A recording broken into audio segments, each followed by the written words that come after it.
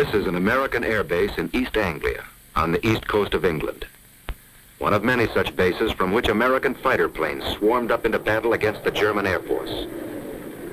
Planes known as the P-47, the Thunderbolt, a fast, tough, high-altitude fighter with a dive like its name and an 8-gun blast in its wings.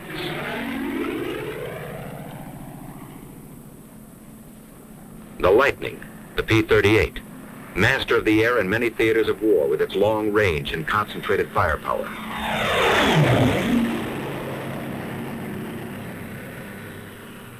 The Mustang, the P-51, the longest range fighter in the world. Speed, fast climb, quick dive, tight turn. Into these three great fighters, America poured its genius, its millions of man-hours of labor, its faith in victory against the Luftwaffe. And in their single cockpits, it placed these men.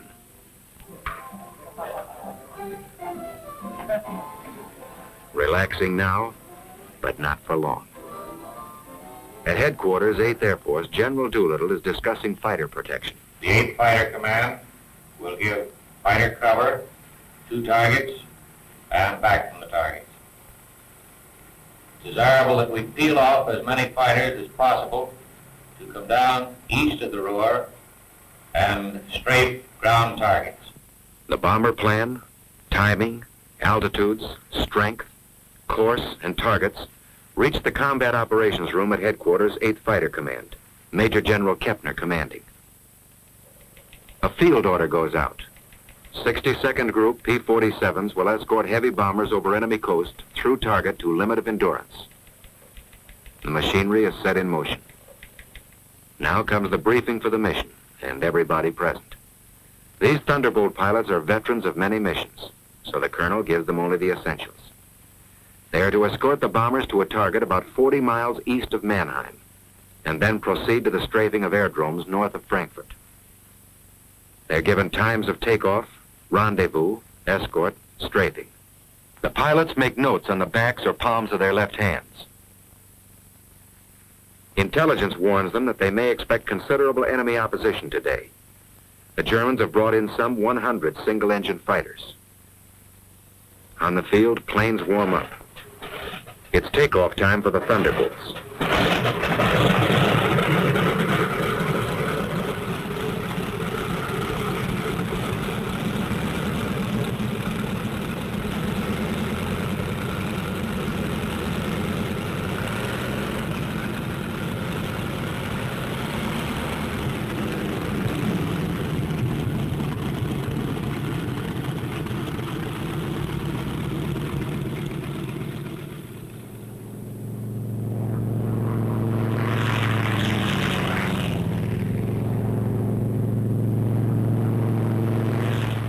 At other bases timed to the escort schedule, the P-38s get underway. And at still others, the long-range Mustangs go to keep their rendezvous with the bombers someplace deep in Germany. Somewhere out there over enemy territory, near or far, in the long route as the bombers go out and come home, each of these formations will make rendezvous at a certain point on the exact minute. The Thunderbolts climb steadily over the channel into hostile skies.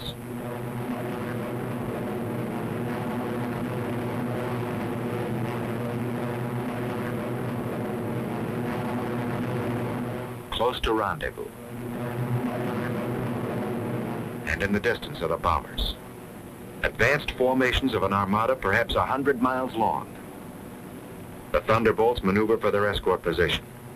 Each pilot searches the sky, constantly watching for the main enemy attack, which may come near the coast or deep in Germany, or hit-and-run sneak attacks by the enemy's aerial snipers.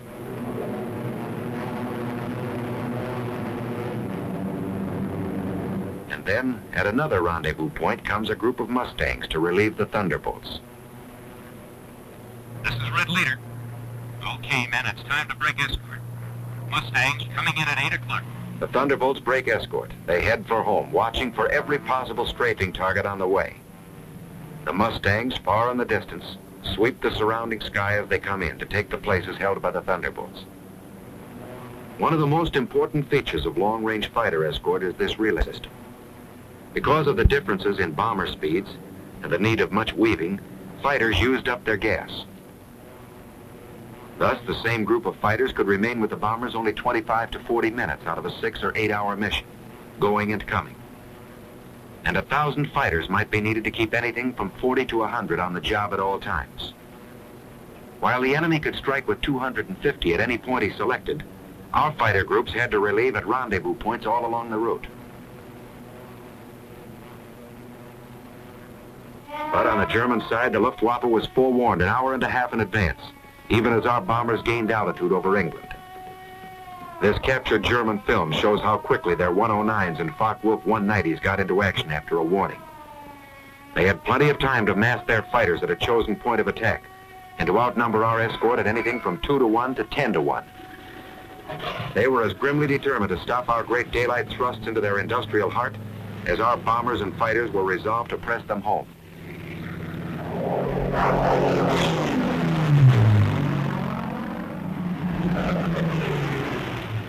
Meanwhile, deep in Germany, the group of escorting Mustangs watches every corner of the sky, weaving ahead, above, below, and all around the bombers like a screen of destroyers protecting the main fleet. They don't have long to wait for another rendezvous, this time with the enemy. Blue leader here. Watch it, fellows. 109 to 10 o'clock. They get rid of their long-range wing tanks before the fight. And down they go for the kill. With a touch of a finger on the stick, a camera and 8 machine guns are put into action. Small cameras set on the wings make the record. Too often poor pictures due to gun vibration. But they let you see what happens in the instant of action, as the pilot sees it. The enemy fighters are massing for an attack on our bombers, while our pilots watch every move of their varied tactics. Yellow out of the blue flight. Looks like they're trying to last away from the bombers. Great leader here. You're right. Here comes another 9 o'clock. The Jerrys make a sneak attack on our bombers from behind. Gun camera film, captured from the enemy, reveals how they hammer our bombers with their 22 millimeters.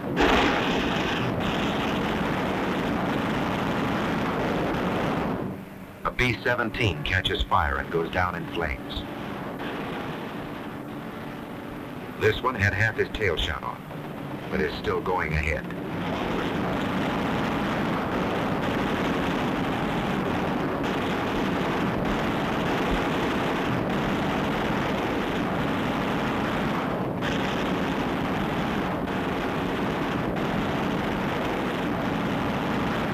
We lose another, but they can't stop us. Our fighters, often heavily outnumbered, engage the enemy all over the sky. And this battle is only one of many. Day after day, month after month. Mustangs, Thunderbolts, Lightnings, against the enemy 109s and the Focke-Wulf 190s. Our fighters attack, attack, attack, 2 into 10, 6 into 50. They block the enemy's mass assaults until our victory column soars at the rate of 4 to 1. If a missed rendezvous or other misadventure, due usually to blinding weather, prevented fighter protection somewhere, the bombers suffered heavy losses. But no American fighter ever failed them because of enemy odds, however great. Never was a mission turned back by enemy action.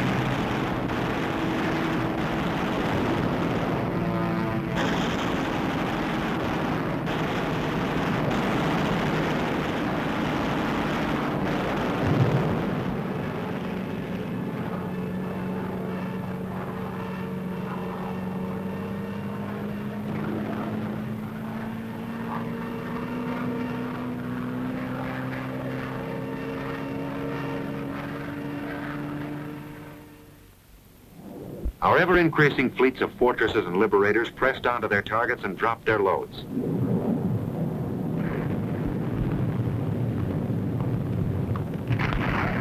And the day arrived when a huge 8th Air Force bomber mission with full fighter escort was flown to Berlin and back without a challenge by a single enemy fighter.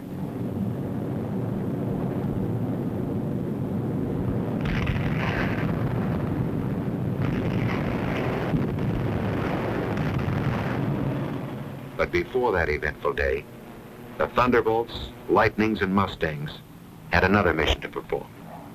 Our bomber and fighter losses were strikingly less than the enemy's. But the home front sent us more bombers and fighters and more well-trained pilots, and our fleets grew mightier by the month. However, the enemy's first-line operational strength was maintained also. The great air battle of Europe was still undecided. In February 1944, there was a sudden change. Our fighters were ordered to range wider, to seek the enemy in the air and on the ground instead of waiting for him, and above all, to follow him to his destruction. A gigantic fighter battle raged across the European skies with victories by our fighters alone of 60, 85, over 100 destroyed each day. The fight came down from almost invisible heights to the final decision, perhaps only a few feet above the ground. Enemy warplanes of every kind and in fantastic numbers were splashed all over the landscape of northwestern Germany and occupied Holland, Belgium, France. This was a crucial battle. Both sides were aware of the coming events with air domination itself at stake. Once again, a better cause, better planning and leadership, better equipment, and beyond everything else, the valor of our fighter pilots gave us victory. Only this time, it was decisive. So many of the enemy's aircraft exploded over his own forest and housetops, or were driven flaming wrecks into the ground. So many of his famous fighter leaders met death at the hands of our pilots that his morale was shattered. His defense plan was smashed.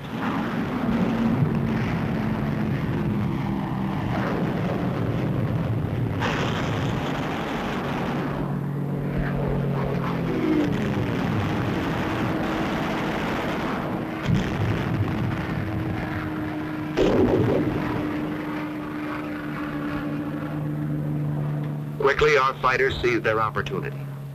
Since the enemy did not come up to fight, down they went to blast his planes to pieces and burn them on his own aerodromes all over Western Europe and in the very heart of Germany. It was the most savage and devastating fighter attack on record. Returning from unchallenged escort duty and on many special missions, they burned his aircraft by hundreds from one airfield to another.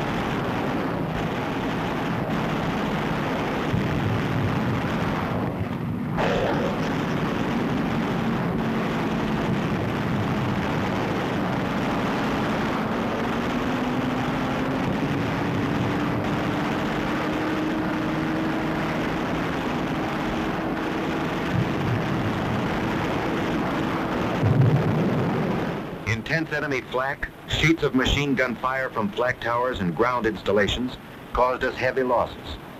4 times as many as the same number of fighters would sustain an aerial combat. But our fighters never flinched, and by their courage, faced destruction in single-engine planes only a few feet above the ground, and 500 miles from their bases, until they had smashed the heavily concentrated frontline operational strength of the German Air Force forever. Now that the sky was ours, another great opportunity became ours too. The destruction of the enemy's transportation system that fed and supplied the great armies counted on to repel the Allied invasion forces. The enemy's roads and railroads were struck with the mighty force of air power. These were tense days, crucial days, and both sides knew it. Our fighters, freed by their bitterly won victory in the air, became a dominant factor on the ground. They exploded locomotives by the thousands and burned freight cars in uncounted numbers. No train in daylight hours was safe. No target too small, even a single railroad car. No marshalling yard a haven. The enemy's desperately needed rail transport system was shattered all over the map.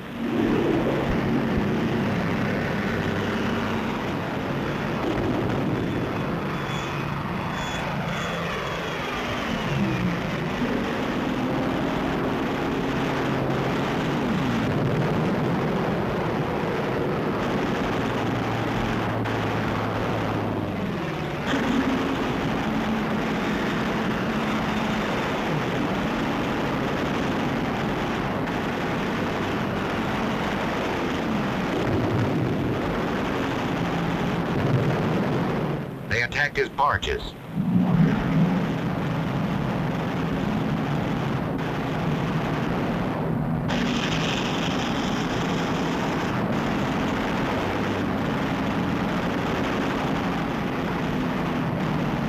His oil tanks. Flak towers.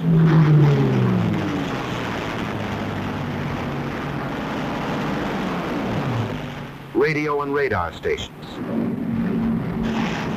Trucks carrying ammunition and supplies.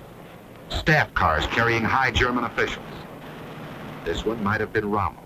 Road traffic of every kind and description until enemy convoys could only move effectively at night. What did this mean to the German armies of the West? How did it count on Invasion Day in the Battle of Normandy? The answer is history. Our gallant armies are driving ahead without having to keep one eye cocked over their shoulders, their gun emplacements unobserved. Everywhere about the mighty battle was and is the flash of American fighters. The Germans see them deep in their own sky and cringe. Our men see them above the grim fight and cheer. There are remembered names in the mess halls. Major Gerald Johnson, a crack shot. Major Goodson, gallant fighter. Major Dwayne Beeson, great tactician. Captain Eugene O'Neill, one of the best. Major Don Gentili ran up a flaming record. Colonel Don Blakesley, great leader of 4th Group. Major Walker Mahurin, one of the first and best of the great aces. Major Bob Johnson and all his victories. Lieutenant Colonel Gabreski with a great career. And Colonel Hubert Zemke, famous commander of 56. A score of victories or more on the records of them all. Duncan, Schilling, Pretty, and all our gallant fighter pilots who in the decisive hour smashed the Luftwaffe and gave us freedom of the air in Europe, just as that freedom must now be gained in the Pacific.